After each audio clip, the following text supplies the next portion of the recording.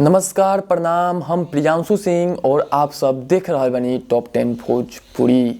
और आज आप सबके बीच में लेकर आ गई बनी एक और वीडियो, जिनकी ई वीडियो में हम आप सबके बतावेला बानी जिनकी यूट्यूब के इस सप्ताह के टॉप सॉन्ग इंडिया के लिस्ट में हमनी के भोजपुरी के कतना गाना उमें शामिल बाटे और कौन कौन सुपर स्टार के गाना उमें शामिल बाटे। ई वीडियो में हम आप सबके बतावे वाला बानी, तो वीडियो के शुरू से लेकर अंत तक देखत रही।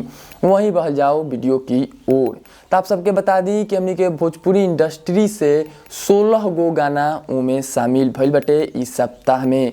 जी आप सबके बता दी कि पूरा इंडिया में टॉप 100 सॉन्ग के लिस्ट में हमनी के 16 गो गाना भोजपुरी इंडस्ट्री के बाटे और कौन कौन कलाकार के बाटे चलिए आप सबके हम बता देतानी।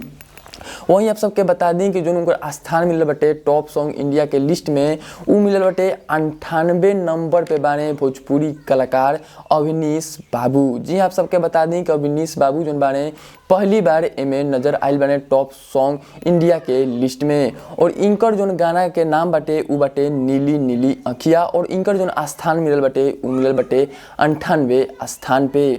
वहीं 88 नंबर पे बाने खेसारी लाल यादव। जी आप सबके बता दें खेसारी लाल यादव जी के 88 नंबर पे उनकर गाना बाटे जोन गाना के बोल बाटे लहंगा लखनऊआ 2 जोन कि एने ही रिलीज भइल बा और ई टॉप सॉन्ग इंडिया के लिस्ट में एकर भी 88 नंबर पे जगह मिलल बाटे।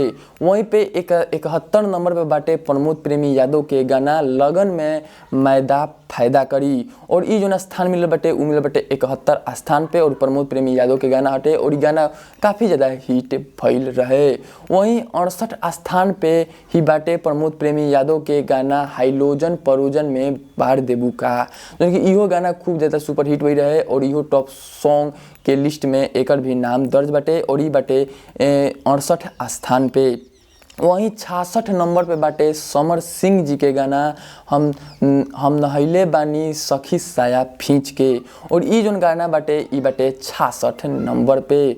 वहीं 65 नंबर पे बाटे प्रमोद प्रेमी यादव के ही गाना जोन गाना के बोल बा छोटी तार चोटी से चोट लागता और एकर जोन स्थान मिलल बाटे उ मिलल बाटे 65 नंबर पे पूरा इंडिया में।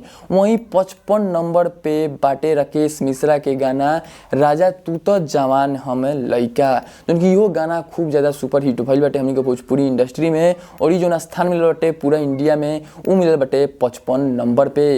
वहीं 53 नंबर पे बाटे खेसारी लाल यादव जी के गाना धोखेबाज हो गया, जो कि एने तत्काल रिलीज भइल बा और एकर जो स्थान मिलल बाटे उ मिलल बाटे 53 स्थान पे।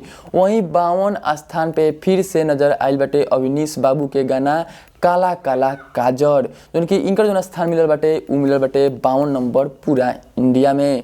वहीं पे 48वां नंबर पे बाटे रितेश पांडे के गाना जोन गाना के बोल बा जादव जी के चौकी और पूरा इंडिया में 48वां नंबर पे इनकर गाना के नाम शामिल बाटे। वहीं पे 32वां नंबर पे फिर से नजर आयल बाटे खेसारी लाल यादव जी के गाना जोन गाना के बोल बा अहिरान के समान, जोन की एने ही रिलीज भइल और एकर जो स्थान मिलल बाटे टॉप सॉन्ग इंडिया के लिस्ट में उ मिलल बाटे 32 नंबर पे। वहीं 28वां नंबर पे फिर से नजर आयल बाटे प्रमोद प्रेमी यादव के गाना जोन गाना के बोल बा पढ़तानी नौआ में, जो कि एकर जो स्थान मिलल बाटे उ मिलल बाटे 28 नंबर पे। और वहीं पे 24 नंबर पे नजर आयल बाटे अवधेश प्रेमी। जी आप सबके बता दी कि अवधेश प्रेमी भी इस समय लगातार हिट हो रहा बाटे और उनकर जो गाना बाटे उनकर गाना के बोल बा दिलवा ले गई पियर की फराक वाली और इनकर पूरा इंडिया में 24वां नंबर पे स्थान बाटे ई गाना के। वहीं पे 19वां स्थान मिलल बाटे समर सिंह के और समर सिंह के जो गाना बाटे भतार संगे काका कैलू, जोन की ई गाना काफ़ी ज़्यादा भोजपुरी इंडस्ट्री में हिट भइल बाटे और ई 2 सप्ताह से टॉप सॉन्ग इंडिया के लिस्ट में ई गाना चल रहा बाटे और इनकर जो स्थान मिलल बाटे उ मिलल बाटे 19 नंबर पे पूरा इंडिया में। वहीं 17वां नंबर पे बाने नीलकमल सिंह। जी आप सबके बता दी कि अभी लगातार 4-5 सप्ताह से नीलकमल सिंह भी इस सब लिस्ट में नजर आ रहा बाने। पहले जो उनकी नज़र ना आवत हन, बहुत कम नजर आवत हन, लेकिन इस समय वो अपन जगह पक्का कर लेले बाने और हमेशा में नजर आवताने। उनकर जो गाना बाटे उ बाटे लइका तोहरे के पापा कहता, जो कि लगातार 5 सप्ताह से इंडिया के टॉप सॉन्ग के लिस्ट में एकर भी नाम शामिल बाटे। वहीं 6वां नंबर पे बाटे राकेश मिश्रा के गाना, जोन कि इस साल के लगन के सबसे ब्लॉकबस्टर गाना रहे, जोन गाना के बोल बा ए राजा तनी चाइना बहरिया। और एकर जोन स्थान मिलल बाटे उ मिलल बाटे पूरा इंडिया में 6 नंबर पे, जोन कि इहे रहे हमनी के भोजपुरी के कुछ कलाकारन के गाना जोन कि टॉप सॉन्ग इंडिया के लिस्ट में नजर आई रहे। और ये जोन सप्ताह के बट हम बताओ तनी 15 जनवरी से 21 जनवरी के बीच में जोन गाना के जोन लिस्ट निकल बा ओकर हम आप सबके बीच में वीडियो बना रहल बानी। वहीं आप सबके बता दी कि एमे पूरा ई एल्बम में जोन भोजपुरी कलाकारन के 2-3 गो गाना बाटे, केहू के 2-2 गाना बाटे, केहू के 3-3 गाना बाटे, तो आप सबके हम बीच में बताओ तनी। तो जो आप अभी आप सबके बताइनी है जितना भी गाना, तो ओमे अवधेश प्रेमी के एगो गाना बाटे, वहीं पे अविनेश बाबू के 2 गो गाना बाटे, और खेसारी लाल यादव जी के 3 गो गाना एमे शामिल रहे, और प्रमोद प्रेमी यादव जी के 4 गो सॉन्ग। जी हाँ, आप सबके बता देनी कि अपने आप में ही बहुत बड़ा बात बाटे कि प्रमोद प्रेमी यादव के टॉप सॉन्ग इंडिया के लिस्ट में एक ही लिस्ट में 4 गो गाना उनकर शामिल बाटे। वहीं समर सिंह के 2 गो गाना रहे, और राकेश मिश्रा के 2 गो गाना रहे, रितेश पांडे के 1 गो गाना रहे,